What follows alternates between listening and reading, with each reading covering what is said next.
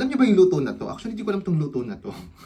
Hi guys! Kagagaling ko lang ng gym at grabe, sobrang pagod na pagod ako. Tapos ngayon, nagugutom na rin ako at ang maglulutong for today ay si Mau. Ayan siya.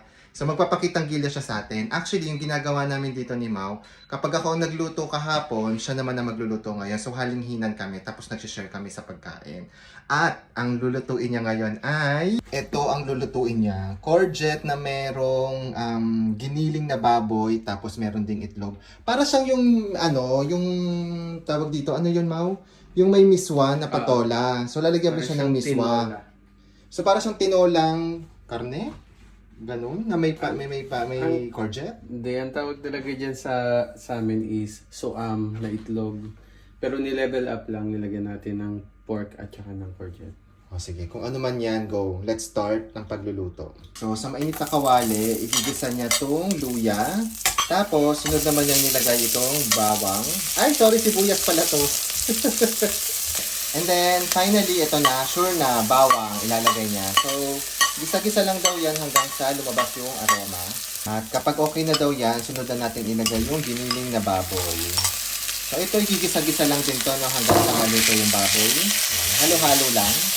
Ayan. Tapos titimplahan naman siya ng mga pampalasa. Ito nilagay na ng patis. So, ilang ganyan? 1 teaspoon lang. 1 teaspoon daw. Ayan. Pagluto na yung karne, nilagyan naman niya ng 2 cups ng tubig. Tapos pakukuluan lang to, no? Yes. So, habang hinihintay nating maluto yung karne at pinapakuluan siya ni Mau, gusto ko lang sagutin yung sinabi ni Uncle. Sinabi niya na kumakanta ako. Hindi po ako kumakanta. Utang na loob. Kung 99% po ng mga Pilipino ay magaling kumanta, nandun po ako sa 1%, unfortunately. Si Mau kumakanta. Mau, kanta ka nga. Mahihain po si Mau kaya hindi siya lagi nagpapakita sa mga naghahanap po kay Mau. Ayaw niya masyadong nagpapakita, shy type. Pero di ako kumakanta, guys, di po ako kumakanta. After a while, ayan, nilagyan niya ulit ng tubig para medyo masabaw. Ayan. So, tansya-tansya lang, bahala kayo kung gaano karami gusto yung sabaw. And then, nilagyan naman niya ng pork cubes. So, yan, pampalasa para medyo may umami. Ayan, tapos, sunod niyang ilagay itong courgette. Ayan. Kung walang courgette, actually, pwedeng patola, no? Upo. Or upo daw, pwede rin. So, ayan, lulutuin na to. So, ito na yung itsura niya at nilagyan pala ni Mau ng paminta yan. So, ngayon, lalagyan naman niya ng itlog. Ayan, taray. Parang pang ano. So, yan. Hindi naman nahaloin, di ba? Yeah, yan lang siya.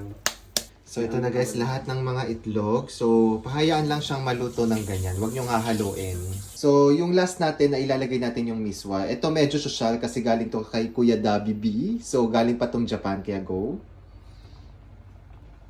Pwede naman yung mga ordinary yung miswa lang. Pero, ito, sayang kasi bigay kasi ko to ni Kuya Dabi. So, yan. Ilalagay lang natin siya kasabay para maluto rin kasabay ng itlog. Ito na guys, luto na ang putahe ni Mau na hindi ko alam kung ano ang tawag. So, kain na tayo! So, ito na guys, ang niluto ni Mau. Ang favorite part ko, tikiman na. So, kuha muna tayo ng isang itlog. Anong guys, alam niyo ba yung luto na to? Actually, hindi ko alam tong luto na to. Comment nga po ninyo kung ano sa tingin niyo tong tawag sa luto na to. Para siyang tinolang courgette na may miswa na may baboy. Anyway, tikman natin. Tingnan natin kung pasok sa panlasa. Actually, mukha siyang masarap. Fairness. Ang ganda ng itlog. Game, tikman na. Okay, first bite. Masyado mainit pa.